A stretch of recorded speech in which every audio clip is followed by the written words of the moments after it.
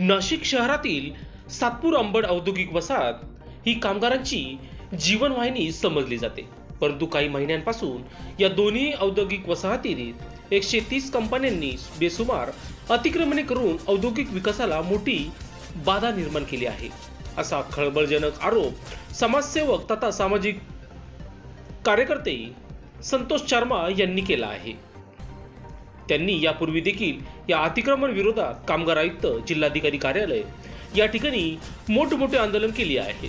त्यांनी आज दिनांक 27 जून 2025 रोजी नाशिक शहराच्या सातपूर येथे पत्रकार परिषद घेत सांगितले, निमा आणि आयमा या औद्योगिक संघटनाच्या अध्यक्षांकडून अतिक्रमणे केलेल्या कंपन्यांना सातत्याने पाठीशी घालण्याचा प्रयत्न केला जात आहे.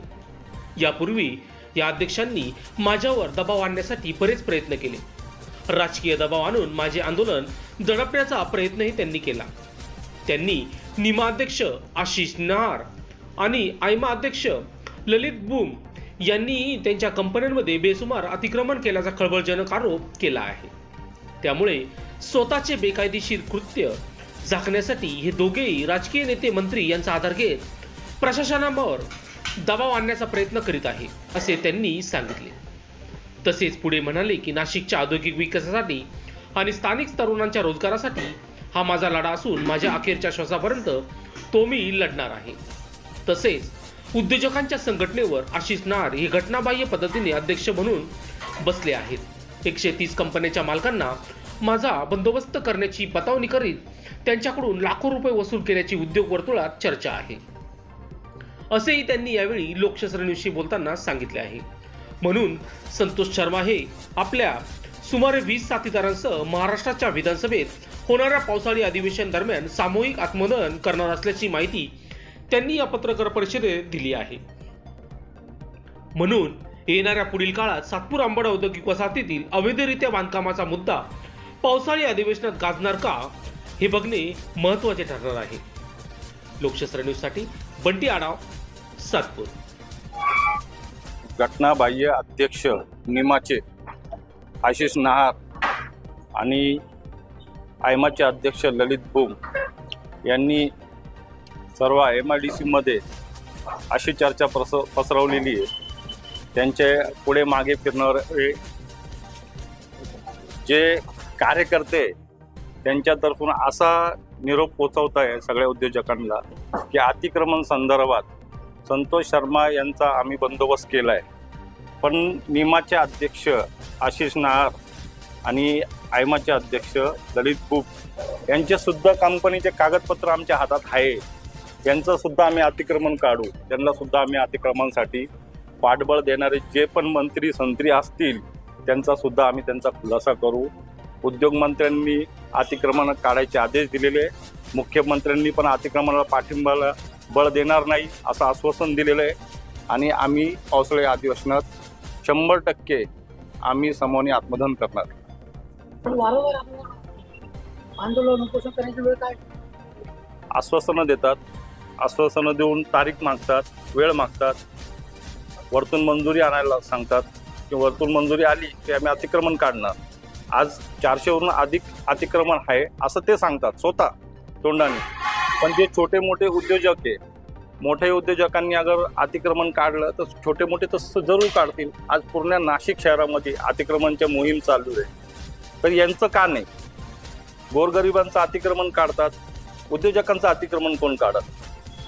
ते कोणाच्या नजरात का नाही येते? 130 कंपन्या आहे नाशिकमध्ये.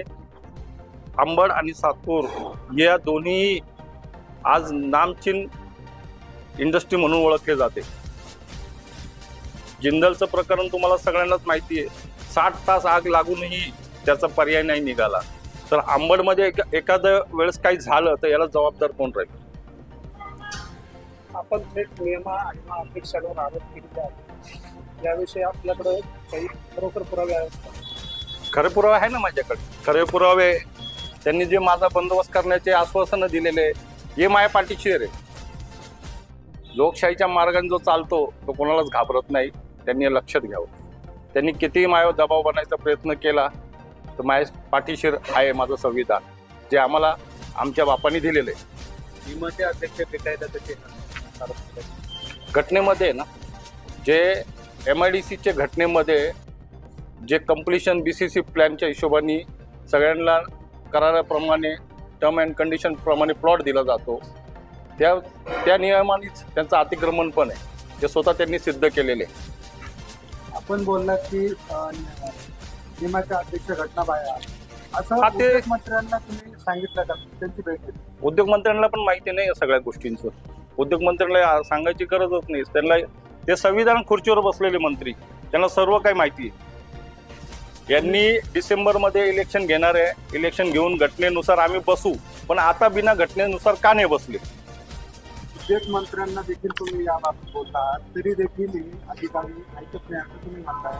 मग यामध्ये याच्यावर दबाव तंत्राचा वापर आहे निमाचे अध्यक्ष आणि आयमाच्या अध्यक्षांचा, आणि काही आहे त्याच्यामध्ये जे असे लोक जे काही पुढाऱ्यांच्या मागे पुढे, मंत्र्यांच्या मागे पुढे पळतात, त्यांच्या दबावाने ते सगळं थांबवून ठेवलेलं त्यांनी. सर्व प्रकरणात कोण दोषी वाटतात? निमा आणि आयमाचे अध्यक्ष. आयमाचे अध्यक्ष तर निवडून आलेले, आयमाचे अध्यक्ष निवडून आलेले, पण त्यांचं स्वतःचं पण अतिक्रमण आहे ना. अतिक्रमण धारकच आहे ते स्वतः, जे स्वतः आहे स्वतःचं वाचवण्यासाठी लोकांना पुढे करणार ते. किती लोक या आत्मदानामध्ये सहभागी? हे आत्मदान आम्ही 3ऱ्या दिवशी करणारे पावसाळ्या अधिवेशनात 20 लोक राहू आम्ही आत्मदानाला. तारीख काय? 30 तारखेला चालू झालं तर 2 तारखेला आम्ही आत्मदान करू विधान भवन समोर.